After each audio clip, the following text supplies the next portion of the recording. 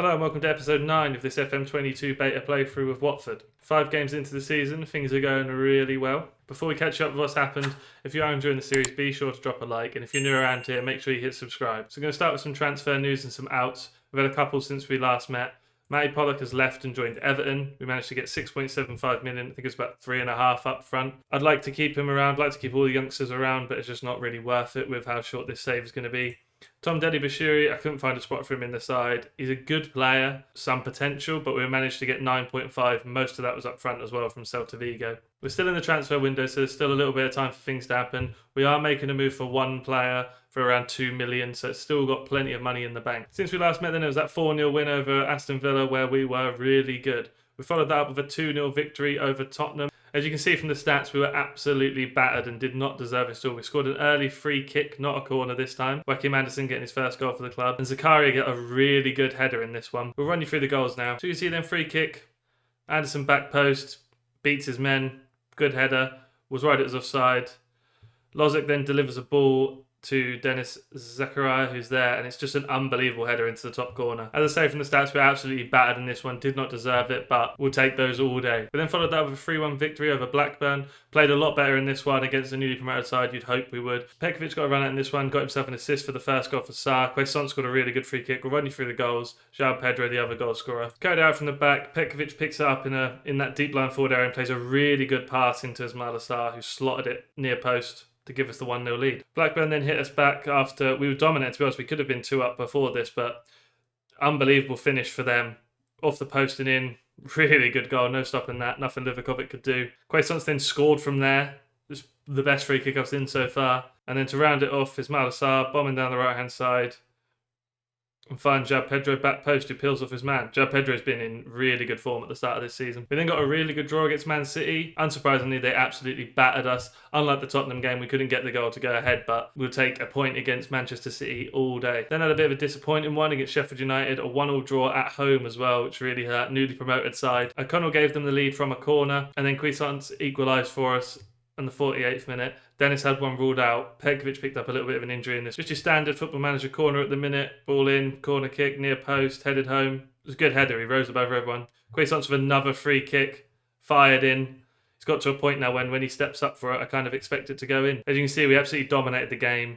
We're not dominating the possession, but we're just doing so well on counters and in transitions that it doesn't really matter. We are playing really well. So that run of games has seen us ridiculously up in second early on in the season. Man United have still got a game in hand over us. A few others have. A few teams here and there playing 4 and 5, but it's been a crazy start from us. Today we play Arsenal and then we play Norwich and then we'll have the deadline day. As mentioned, we're spending 2.2 million on another winger, but we'll still have 19 million to spend. I might save it for January. I don't know. Deadline day is obviously that new feature. It's pretty good this year. I'm a big fan, so we could make some moves in the last few hours. Pretty much at full strength in this one. Livakovic will start in goal. Andersen and Richards either side. Joachim Andersen partnered with Francisco. Vera will be in that half-back role. Zakaria and Quaison in the middle. Lozek, Sarr, João Pedro up top. At the minute, João Pedro's leading the line up there instead of Lozek. I think Lozek's offered more on the left-hand side, sort of picking up the ball and cutting in. As you saw with the goal against Aston Villa, that sort of move seemed to really suit him. João Pedro is also a bit of a more physical presence up there. I thought I'd use this screen to run you through the Arsenal team because it's pretty interesting. Usual suspects, Leno, Bellerin's back at right back, Tierney at left back. They're playing Tomiyasu as a left centre half, not in a free. They've signed Sebastian Coates, who partners him. Lokonga and Partey in the middle. Saka, Odegaard, Aubameyang up front. And Real Madrid's Rodrigo is here, which is very concerning. 9.75 million is all they spent on him. And apparently he's got a value of 85 to 102 million. That is very odd. João Pedro gets us underway then at Vicarage Road. As always, these big teams, top 6, if you will, are free hits in my eyes. I know we've played well this save, and last season we did well against the bigger teams, and we started well with a win at Tottenham and a draw at Man City, but I don't expect too much from them. Okay, that's half time. Not a single highlight to speak of. We've not done very well. Arsenal haven't done much either. João Pedro's got a knock, so we're going to have to make some changes at half time. Potential knee injury, knowing João Pedro, he's probably just got a little cut on it, but we're going to get him off. He's not played particularly well anyway. The suggestion was Kutka up front, which is just bizarre. Petkovic has got an injury. So I think what we'll do is we'll move Lozek up there and we'll bring on Emmanuel Dennis in the inverted winger role. I don't think we lose too much doing that. We do have Rocco Simic on the bench, but I don't think chucking him in against Arsenal is the wisest move. Finally, a highlight, 53 minutes in. Quaison drops one in. Andersen gets that. I think it was a good block from Rodrigo, of all people. This is the only thing we've seen so far, so I'm going to have to make the most of it. Quaisance now from a corner. Party clears, Bellerin on the edge. Bellerin's just been allowed to run. Vera cuts it out. Sarr now. And that's the highlight. Wow. Set piece Arsenal now. Odegaard. Aubameyang, Livakovic saves well. Really good save. So now we're gone here. I'm going to get Dennis Zakaria off from Musa Sissoko just because he's on a yellow card. I don't want to risk him getting sent off. And after saying I don't think I should, I'm just going to throw Rocco Simic just as a pressing forward on attack. Try and cause havoc up there, I guess. Got an assist in his first game against Aston Villa. He hasn't played since, but hopefully he can have another impact off the bench. 73 minutes now. It's still been a pretty quiet half. A couple more. Smith Rowe's just got all the time in the world. I don't know what's happened there. Smith Rowe gives Arsenal the lead 73 minutes in. And it's really weird. I don't know who he peels off. The highlight was quick. Tierney fired it into Thomas. And you can see him here. It's Vera. But I think Anderson should probably move with him and they should just pick up each other. But he just runs off him. I actually think it's Anderson's fault entirely. And I think if we bring it back, Odegaard makes the pass here. Anderson should be in this gap. I don't know why he isn't. He just stands still. Doesn't ever move. Richards can't get across. It's a great first time finish as well. Really poor goal to concede. Late in the game now, we could do with getting an equaliser. A point would be a good result here. Musa Sissoko now after some neat work on the right-hand side. Digs out a really good cross. They play it back and clear it, but it's not cleared very well. Quaisance with a bit of space could shoot. Instead finds Dennis, and it's a good save, Leno. Quaisance now we could really do with a FM set piece near post. Where's Francisco when you need him? It's Anderson instead, and it's headed over. Late chance. An equaliser now would be Limbs. Vera digs one out to Simic. It's headed over. But then full-time ends 1-0. You can see from the stats, we played pretty well. Like, we were very even. I think a draw would have been a fair result, but one lapse in concentration. That's what happens against top players and top teams. Just out of the Arsenal game here, about to progress through the week. I've just noticed on the Friday we've got the Europa League group draw, so we'll definitely bring you that. I imagine we're going to be in like pot 3 or 4, so it could be quite a tough group for us, but it's going to be fun nonetheless. As mentioned, we signed a winger for 2.2 million. Derek Kutesa, I'm guessing, comes in from France, 2.2 million. Just has some nice attributes without being spectacular. I just think we just needed a bit of depth out wide. Little knocks here and there are going to cost, especially with the Europa League games. Just wanted to bring somebody in that could make an impact off the bench if we need him. Happy to come as a squad player, not paying him too much. Decent value if we were to sell him on as well. Really good dribbling first touch, fairly quick as well. I think it's a good, for 2 million, I think it's a good bit of business. That does still leave us with 18.5 million and a fair bit in the wage. So with deadline day coming up, we could do some business. So it's Europa League group stage. We're actually in the second pot. So we'll skip all the first ones and then we'll bring you the draw as it happens. Okay, so obviously we can't be in Arsenal's group. I think looking at that, we would probably want Olympiacos or Braga. There's some good teams in that starting group. Oh, it's one of the worst? That's the worst one. Atletico Madrid. Okay, we'll skip through these. Oh, dearie me. If Gladbach get pulled here, we are in absolute trouble. Partizan's still tough. It's not Gladbach, which I'm very happy about, but that's still a tough game. Good Serbian side. Group G is shaping up really nicely. Roma, Club Brugge, and Borussia Mönchengladbach. Wow. Final one then. It's going to be somebody pretty poor regardless, I think. Aside from the Netherlands, it's probably the toughest one we could have got aside from the Netherlands. There we have it then. Watford will play Atletico Madrid, Almelmo from Netherlands, and Partizan from Serbia. And there we have it. I think we're going to be aiming for second place if we want to progress because I don't see us getting anything from Atletico Madrid. The media says there then, if we get a result against Atletico or Partizan, we have a good chance of progressing. So I thought I'd have a look at the Europa League fixtures to see what game to bring next because obviously I wanted to start some Europa League action. Our September is gross. Man United, Atletico Madrid, Chelsea, Partizan, big spenders, Newcastle. That is a horrible run of fixtures. Okay, we're at game day against Norwich. Still full strength. I'm not going to change anything. We actually played well against Arsenal. I think we're going to leave it as is. Petkovic is now fully fit, which is nice. Gives us a good option off the bench.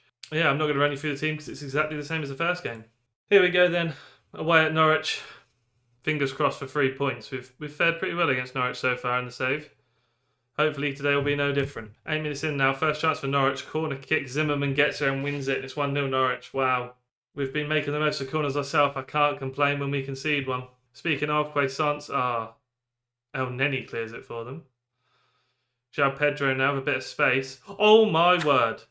Wow, I have not seen a ball curl like that in this year's game. Obviously they added it last year and you do see it in passes and stuff, but not as much as that. That is outrageous from João Pedro. Gets it back from Vera and just sort of only ever has one thought in his mind. Opens up his body and just whips it into that far corner. 2 minutes after their goal, what a finish. Nearly 20 minutes gone, now Sarr with some space on the right after some good work. Needs some support, needs something, goes over. I don't think that'll be given as a penalty. If it is, it'll be very soft. Wow, penalty awarded. Ismaila Sarr, it's soft. It literally said at the bottom there, Sarr surely took a dive. Who cares? 2-1. Get in. Shithouse on our way to the top.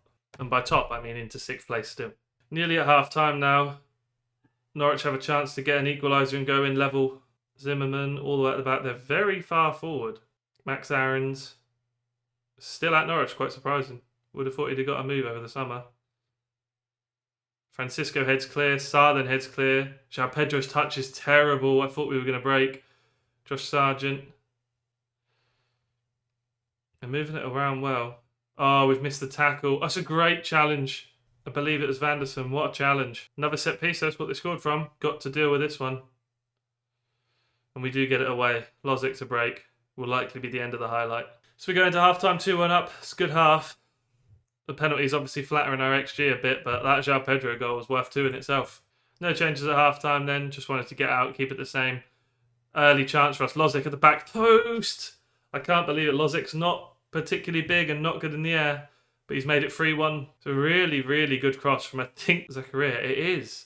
It's a ridiculous ball. Whipped out. Lozic just beats his man. The guy with him doesn't even jump. 3-1 now then, pretty comfortable. I'm going to get Lozic off and Pedro off. I'm going to play Petkovic. I would debated Simic, but I just think Petkovic has actually played really well when he's played, so it makes more sense to bring on somebody with a bit more quality than just trying to bloody youngster. 65 minutes now. Norwich trying to get themselves back in. It's a great ball. Oh, he's put it wide.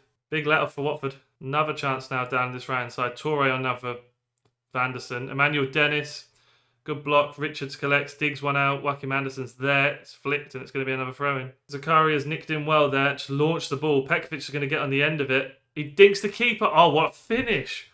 Wow, Watford are turning on the style in this one. That's probably as good as João Pedro's finish. It's an unbelievable pass as well. Zakaria has just decided to become Kevin De Bruyne. Fun touch, chips it into the top corner. Might be better than Pedro's. Let me know in the comments which one you thought was better. Approaching 10 minutes until the end now. Norwich just hanging on, really. It's been all us. Might be able to create something here. Farhat, good name. Does deliver it. Paulinho's there. It's a good header. Gets one back. We sent out the rest of the game here then to pick up 3 points in a 4-2 win. Gave away a lot of chances to Norwich, which wasn't great. The XG is obviously better from us, but I think the quality of goals just shown, João Pedro's goal and Petkovic's dink won't have high XG. We just turned on the style in that one. So as we approach deadline day, I'll bring you anything that happens, but if not, it will be cutting to me ending the episode. As we start deadline day then, it's apparently a quiet deadline day expected. Brighton are thought to be interested in João Pedro, which will definitely not be happening. We've been linked with Jose Juan Messias, who I actually did look at instead of the winger we brought in. We've been trying to move Penaranda on for the entire summer and just nobody's biting. I would literally take anything just to get him out. He's on 38.5 grand a week. Couple of bids then on deadline day. Fulham make loan approach and Juventus make loan approach for Ngakia. I don't really know why.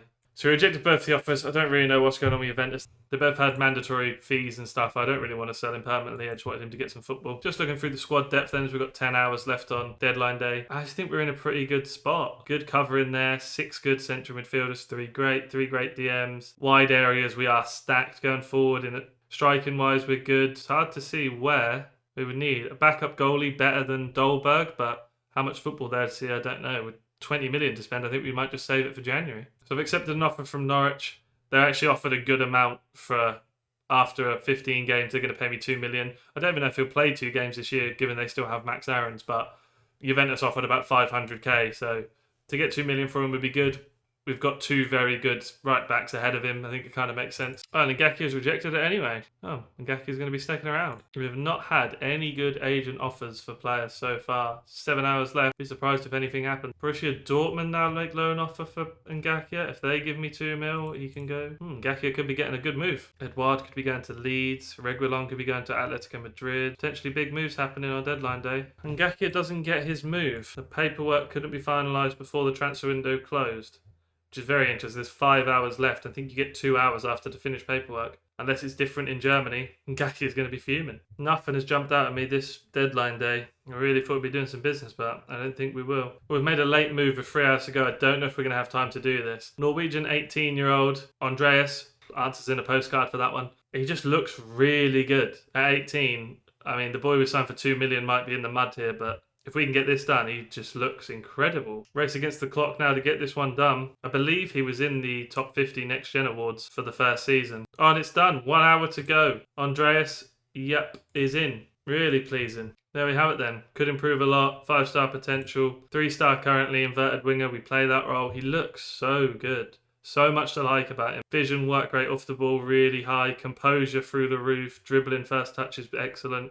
Technique, quick enough. Poor jumping reach, but I couldn't care less. I think he looks so good, and he will definitely be getting a spot on the bench. Okay, then that's the transfer window closed. Top transfer window deal, Erling Haaland, Man City, 112 million. Top deadline day deal, Keylor Navas has gone to Spurs for 5 million. Looks good, not good area reach. I don't know what's going on with Hugo Lloris. Okay, I'm going to leave you with our deadline day signing. 5.5 million in total. I honestly can't believe how good he is at 18.